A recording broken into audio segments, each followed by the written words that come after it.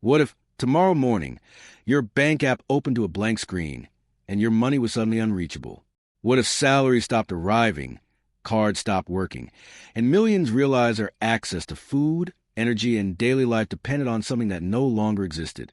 This scenario feels extreme, but the global economy already runs on fragile layers of digital trust. Money today is not cash. It is databases, instant transfers, and confidence. In recent years, we have seen payment systems freeze, banks fail in days, and governments intervene to stop financial panic.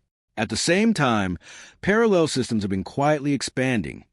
AI-managed finance, decentralized payments, corporate-controlled wallets. The foundations of an alternate economy are no longer theoretical. This does not begin with collapse. It begins with friction, a delayed transaction, a frozen account, a temporary liquidity issue that spreads from one institution to another. Businesses pause, supply chains slow. In a system built on speed, hesitation becomes contagious. As trust erodes, people adapt. They do not wait. They migrate toward whatever still functions: platforms, networks, and systems that promise access over safety. Governments respond. Megacorporations fill the gaps. AI is deployed to manage financial flows humans can no longer control at scale. But the most dangerous shift is not the disappearance of banks. It is what quietly replaces them. Because when money leaves institutions, it enters systems, and systems of owners. And it is at this exact moment that this alternate timeline begins to take shape. If this scenario feels unsettling, take a moment to reflect on why. If something here stands out, or if this future feels plausible to you, leave a brief comment with your thought. That simple signal helps this kind of analysis reach others who are also trying to understand alternate economic futures. And if this perspective resonates, a quiet like or subscription tells the system that long-form, serious explorations of the global economy still matter. Because this isn't speculation for entertainment. It's a simulation of incentives, technology, and human behavior under pressure. And once banks begin to fade from the center of economic life, the timeline doesn't pause to ask for permission. In the first years after their disappearance, access replaces ownership, speed replaces stability, and survival depends on which systems you can still reach. Money continues to move, but not evenly and not for everyone. Some adapt instantly, others fall behind just as quickly. From here, the alternate economy accelerates. Decisions made in the early phase harden into structures. Temporary solutions become permanent. And the world enters a phase where finance no longer looks familiar, but its consequences become impossible to ignore. In the first years after banks disappear, the shock is not dramatic. It is disorienting. Credit evaporates almost overnight. Lines of financing that once sustained businesses simply stop existing. Savings accounts become locked behind systems that no longer function, and millions of jobs tied directly or indirectly to banking vanish faster than governments can measure them. For households, the impact is immediate and personal.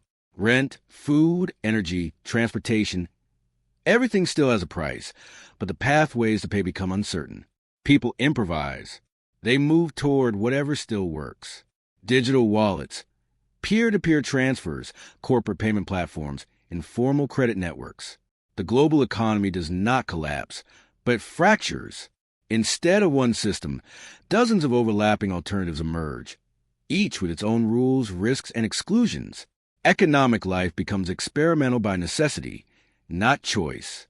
As this instability spreads, governments are forced to respond. Central banks attempt to regain control through state-issued digital currencies, bypassing traditional intermediaries entirely. Emergency policies redefine money as a direct interface between citizens and the state. At the same time, megacorporations step forward with solutions that feel faster and more reliable. They offer payment rails, instant liquidity, and AI-driven credit assessments. What begins as assistance quietly becomes dependency. Now I want to go even deeper into this scenario, because as years pass, power starts to reorganize. Nations with strong digital infrastructure stabilize faster, while others fall into prolonged economic limbo. New alliances form, not around ideology or geography, but around compatible financial systems. Trade flows follow algorithms, not diplomacy. Over the decade, AI-managed financial networks outperform human-led models, and economic influence shifts toward those who control data, computation, and access. From this point, two extreme futures begin to emerge. In one, open protocols dominate. Transaction costs fall. Access to capital becomes more democratic. Productivity rises, and a new abundance economy takes shape, built on transparency and automation. In the other, control consolidates. A small number of platforms gatekeep money flow, employment, and opportunity. Credit becomes conditional. Economic freedom turns into a permission experience. The same bankless world produces radically different outcomes. When this new order stabilizes, the deepest impact is no longer financial. It is psychological. Work changes. Security becomes fluid. Long-term planning feels fragile. Identity shifts from what you own to which systems recognize you. The collective mentality adapts to constant evaluation, constant movement, constant recalculation. Beneath the surface of efficiency lies a truth few openly discuss. Stability has been replaced by access, and access can always be revoked. And this is where the journey becomes uncomfortable, because the next phase of this timeline reveals who truly benefits from a world without banks, and who quietly pays the cost. If this part of the journey resonates with you, write in the comments, "That makes sense to me." As the third year passes, improvisation gives way to intervention. Governments can no longer tolerate a fragmented financial reality operating beyond their reach. To restore control, states accelerate the deployment of national digital currencies, direct monetary systems designed to function without banks, without branches, without intermediaries. Money becomes programmable, traceable, and instant. Salaries, benefits, taxes, and subsidies now flow directly between citizens and the state. On the surface, stability appears to return, but stability comes with conditions. Every transaction leaves a footprint. Every delay, every restriction, every adjustment is justified as temporary, necessary, and protective. Central banks, once distant institutions, become active operators in daily life. Monetary policy is no longer abstract. It is experienced in real time, embedded into routine decisions. The impact is subtle but cumulative.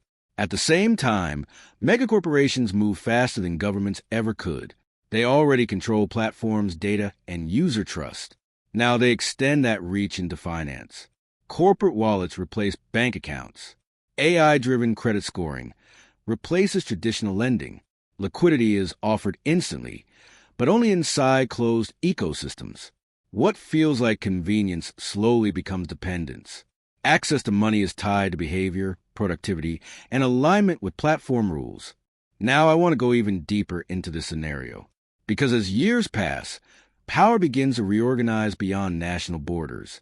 Countries with advanced digital infrastructure and strong corporate alliances stabilize first. Others struggle, unable to integrate into this new financial logic. Global trade no longer flows through banks, but through interoperable systems controlled by a handful of actors.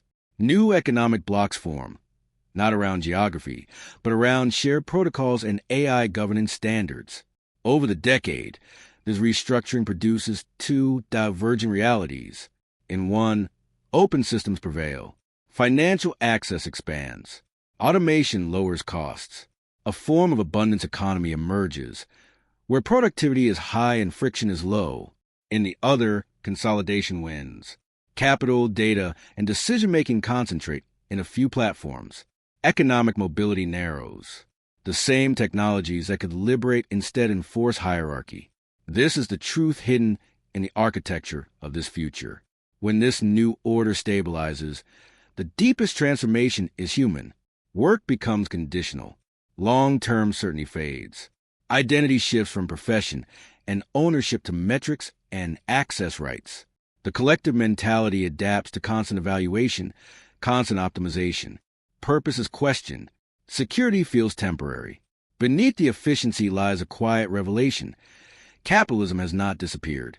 It has been rewritten. And this is only the surface, because the next phase of this timeline exposes consequences most people never anticipated. If this resonates, write in the comments. I'm on this journey too. As the seventh year approaches, the world no longer feels like it is reacting. It feels like it has chosen direction. The emergency phase fades, and a new order quietly hardens into place. Borders still exist, flags still fly, but economic gravity shifts elsewhere. Power no longer clusters around geography, resources, or even population. It clusters around digital infrastructure. New economic blocs form, not by proximity, but by compatibility. Systems that can speak to each other trade with each other. Those that cannot are left negotiating from the outside. Payments, contracts, insurance, and credit are now executed through shared protocols rather than institutions. The global economy, what if question becomes real? Influence is no longer negotiated by diplomats, but optimized by networks. Along this journey, AI-managed financial systems begin to outperform human decision-making at scale. Capital allocation becomes predictive. Risk is modeled in real time. Supply chains adjust before disruptions are visible. These systems do not sleep, hesitate, or debate. They calculate. Over time, the regions that host and control these networks emerge as AI financial superpowers, not through conquest, but through efficiency. Now I want to go even deeper into this scenario, because as algorithmic economies take the lead, traditional geopolitics begins to fade. Sanctions lose effectiveness. Monetary leverage weakens. Power is no longer enforced through force or policy, but through access to systems that keep economies running. The truth hidden in the background is unsettling. Influence now belongs to whoever designs the rules of automation. From here, two extreme realities solidify. In one path, openness wins. Interoperable systems spread. Innovation accelerates. Productivity rises while costs fall. A version of abundance economy emerges, where basic access is widespread and economic friction is low. In the other path, concentration dominates. A small number of AI-controlled networks gatekeep trade, employment, and liquidity. Opportunity narrows. Economic mobility slows. The same tools that could distribute prosperity instead lock it behind permissions. When this new order stabilizes, the deepest impact is not visible on charts. It is internal. Daily routines revolve around system access. Long-term planning becomes conditional. The human journey shifts from building stability to constantly maintaining relevance. Decisions are shaped by algorithms few understand. The collective mentality adapts, learning to live with constant evaluation and invisible thresholds. Purpose changes. Work feels provisional. Security feels borrowed. Beneath the surface efficiency lies a quiet transformation. Value is no longer what you produce, but how the system interprets you. And in the background of this future, a revelation waits. Because the final question is not who controls money, but who controls meaning in a world optimized by machines. If this perspective resonates with you, write in the comments. That makes sense to me. As this bankless world matures, the timeline begins to split, not suddenly, but decisively. The same technologies born from the same collapse start producing radically different outcomes. The difference is not technical. It is philosophical. It depends on who controls the code, who sets the rules, and who is allowed to participate. In one version of this future, openness becomes a default. Financial protocols are transparent, auditable, and interoperable. Transaction costs fall close to zero. Barriers to entry dissolve. Individuals and small enterprises gain direct access to global markets without intermediaries extracting rent. Capital flows faster, but also wider. Over time, productivity rises while friction disappears. This is the abundance economy, not defined by excess, but by accessibility. The impact is quiet but profound. Economic inclusion expands, innovation accelerates, and survival is no longer dictated by proximity to power.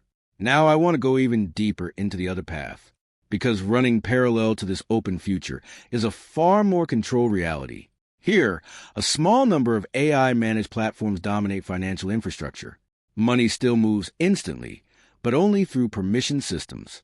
Credit exists, but it is conditional. Access to capital is not denied. It is priced, ranked, and filtered. Transparency fades behind proprietary algorithms. What looks efficient on the surface hides a truth in the background. Opportunity is no longer universal. It is curated. Over the years, this concentration reshapes decisions at every level. Careers are chosen based on platform compatibility. Businesses design themselves around algorithmic approval. Economic freedom becomes a service, not a right. The journey through daily life feels smooth but narrow, and because exclusion is automated, it feels impersonal, almost invisible. When this divide stabilizes, society absorbs the consequences. Routine adapts. Planning becomes short-term. Identity shifts again, this time toward constant self-optimization. People learn to think like systems, to anticipate metrics, to manage their own economic signal. The collective mentality internalizes evaluation. Worth is measured. Purpose feels conditional. The revelation is uncomfortable. A world without banks did not remove power, it relocated it. The true transformation is not financial, but psychological. Security is no longer built. It is granted, moment by moment, by systems few can influence. And beneath all of this lies a final tension still unresolved, because the future does not decide itself. It is shaped by choices made early, quietly, in the architecture of these systems. If this distinction resonates with you, write in the comments.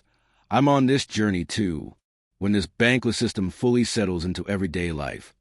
The most profound changes are no longer visible in markets or networks. They appear in how people think, plan, and define themselves. Money stops feeling like something stored somewhere and becomes something continuously evaluated. Reputation, data, and algorithmic trust replace institutions as the anchors of financial life. What you can do economically depends less on what you own and more on how systems perceive you in real time.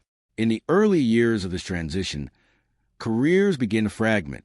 Long-term employment fades as stability detaches from a single employer or profession. Income becomes modular, assembled from multiple sources that can appear or disappear without warning. Life planning shortens. Decisions once made decades in advance are now revised monthly, sometimes daily. The impact is subtle but relentless, reshaping expectations around security, ambition, and risk. Now I want to go even deeper into this transformation, because beneath efficiency and automation lies a psychological shift few anticipated. People adapt their behavior to remain legible to systems. Choices are optimized. Creativity becomes strategic. Even personal identity evolves, shaped by scores, access levels, and invisible thresholds. The journey of self-worth becomes intertwined with metrics few fully understand. As the decade progresses, society internalizes its logic. Education prioritizes adaptability over mastery. Relationships are influenced by economic compatibility. Communities form around shared platforms rather than shared geography. The collective mentality adjusts, accepting constant evaluation as normal. Stability is no longer something you build. It is something you maintain. When this new order stabilizes, a deeper question emerges. Without banks, without long-term guarantees, what does value actually mean? Is it productivity, usefulness, alignment, or resilience?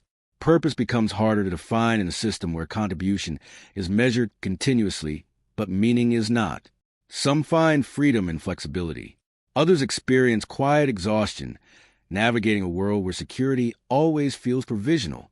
The hidden truth of this future is not technological. It is human. A bankless economy forces humanity to confront an uncomfortable revelation. Systems can optimize survival, but they cannot define purpose. And as money becomes abstract, trust becomes conditional, and identity becomes fluid, something fundamental is left unresolved. Because beyond efficiency, beyond access, beyond control, there remains a question no algorithm can answer. And that question is only beginning to surface as this timeline continues to unfold. If this reflection resonates with you, write in the comments. That makes sense to me. As this alternate timeline stretches forward, one truth becomes impossible to ignore.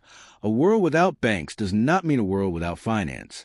It means finance has slipped free from the institutions humanity once trusted and embedded itself into systems that feel more abstract, more efficient, and far harder to question. Money still exists. Power still concentrates. Decisions still ripple outward. But the shape of control has changed. In the early years, the disappearance of banks felt like a failure of infrastructure. Over time, it reveals itself as a transition of authority. Governments learn to operate money directly. Megacorporations learn to monetize access. AI learned to optimize flows beyond human comprehension. Each step felt logical in isolation. Together, they rewrote the foundations of the global economy. Now I want to go even deeper into what this means. Because beneath every technical upgrade lies a choice. Who designs the system? Who sets the thresholds? Who can be excluded without explanation? The truth hidden in the background of this future is that finance never becomes neutral. It only changes hands. Over the decade, as this new order stabilizes, society stopped asking whether banks should return. The question feels outdated. Instead, a quieter debate takes shape inside institutions, communities, and individual minds. Should money be governed by states, optimized by corporations, delegated to AI, or reclaimed by the public through open systems? Each path promises stability. Each carries a different cost. The human impact of this choice defines the rest of the journey. In some regions, people adapt and find meaning in flexibility, autonomy, and reduced friction. In others, constant evaluation erodes trust, purpose, and long-term thinking. The mental landscape shifts. The collective mentality oscillates between empowerment and exhaustion. This is not collapse. It is transformation. And this is where the timeline pauses. Not because the story is over, but because the outcome is not predetermined. A bankless economy does not decide humanity's fate on its own. It amplifies the values embedded into its architecture: transparency or opacity, inclusion or control, freedom or optimization. The final question lingers beneath every system, every transaction, every decision made in the shadows of this future. Which version of this bankless world could humanity actually survive? And which one would it choose if the choice were truly visible? If this question stays with you, write in the comments. That makes sense to me. If you made it this far, it means the simulation stayed with you. This channel exists for exactly that reason. To explore what if economy, alternate timelines, future predictions, and the hidden mechanics shaping the global economy before they become obvious. If this kind of deep, reflective analysis adds value to how you see the future, subscribing is simply a way to stay inside these conversations as they continue to unfold. If this scenario genuinely made you think, leave a short comment saying, "This future really made me think." It's a quiet signal that these explorations matter, and it helps this space reach others who are on the same journey of understanding. And if this video helped clarify something or unsettle the certainty, you can support this work with a like. It allows these simulations to surface for people who are also questioning where the world economy might be heading. There's another simulation waiting that connects directly with this one. Click it, and keep going with me into the next possible future.